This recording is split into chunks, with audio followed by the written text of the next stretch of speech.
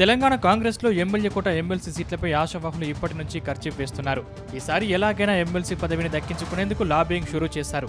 వచ్చే ఏడాది మార్చిలో 5 ఎమ్మెల్సీల పదవీకాలం పూర్తి కానుంది. ఇందులో కాంగ్రెస్ పార్టీకి 4 ఎమ్మెల్సీలు దక్కుతాయి. ఇందులో 2 సీట్లు 2 బీసీ లీడర్లకు ఇచ్చే అవకాశం ఉంది. మరో సీటును ఎస్సీ, ఇంకొక సీటు రెడ్డి సామాజిక వర్గానికి ఇవ్వాలని డిసైడ్ అయినట్టు తెలుస్తుంది. అయితే రెడ్డి కోటలో దక్కే ఒకే సీటు 6 మంది లీడర్లు పోటీ పడటం ఇప్పుడు హాట్ టాపిక్ గా మారింది.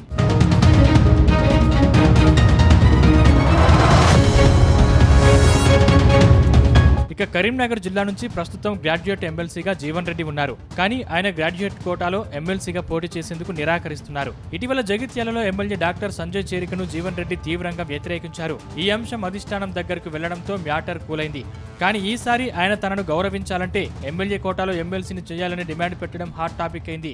అటు సంగారెడ్డిలో ఓడిన మాజీ ఎమ్మెల్యే జగ్గారెడ్డి కూడా ఎమ్మెల్సీ పదవిపై గంపడాశలు పెట్టుకున్నారు. ఢిల్లీలో తనకున్న పరిచయాల ద్వారా లాబింగ్ చేస్తున్నారట. వర్కింగ్ ప్రెసిడెంట్ గా ఉన్న తనకు ప్రమోషన్ ఇవ్వాలని కోరుతున్నారట.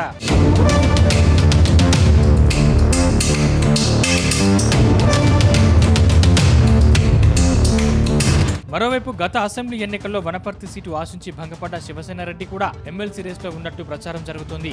అటు మేడ్చల్ జిల్లాకు చెందిన మాజీ ఎమ్మెల్యే కిచ్చన్నగారి లక్ష్మారెడ్డి, బడంగ్పేట మేయర్ పారిజాత నరసింహారెడ్డి, దేప భాస్కర్ రెడ్డి, మేడ్చల్ జిల్లా అధ్యక్షుడు హర్షవర్ధన్ రెడ్డి కూడా ఎమ్మెల్సీ పదవిని ఆశిస్తున్న వారిలో ఉన్నట్టు తెలుస్తోంది. అయితే ఈ నేతలంతా ఆర్థికంగా, రాజకీయంగా బలంగా ఉండడంతో ఎమ్మెల్సీ పదవి ఎవరికి దక్కుతుందనేది ఆసక్తికరంగా మారింది.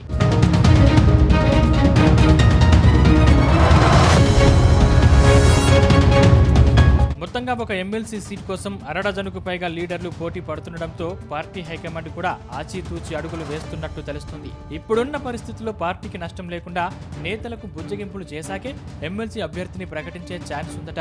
అయితే గ్రాడ్యుయేట్ కోటాలో పోటీ చేసేందుకు జీవన్ రెడ్డి ఆసక్తి చూపితే ఒకరు తగ్గుతారు. అప్పుడు సీనియర్ నేత జగ్గారెడ్డికి ఎమ్మెల్సీ పదవి దక్కే ఛాన్స్ ఉందని గాంధీ భవన్ వర్గాలంటున్నాయి.